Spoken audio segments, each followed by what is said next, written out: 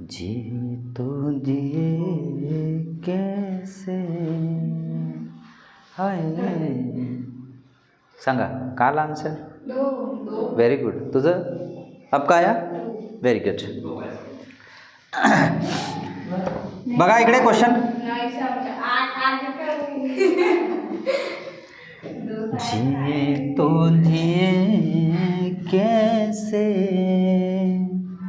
हाय बिन आपके. बघा इकडे.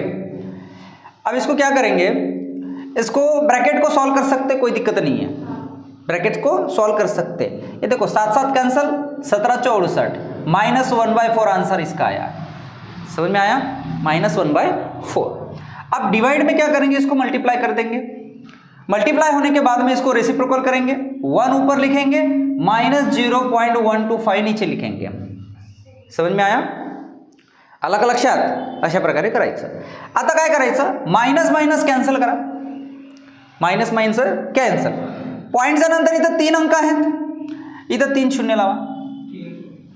आलं लक्षात? इथं 3 शून्य लावायचं. अब तुम कर दो. 25 का भाग जाता है, 25 पाचा 125, 25 चौ 5 8 4 दुनी आन्सर किती आला? 2. सिंपल वे है. तुमचा कुठं चुकला? कहाँ गलत हुआ आपका? हाँ हे बाबा, तुझा कुठं चुकला? मग काटापेटीसाठी पाढे पाठांतर पाहिजे.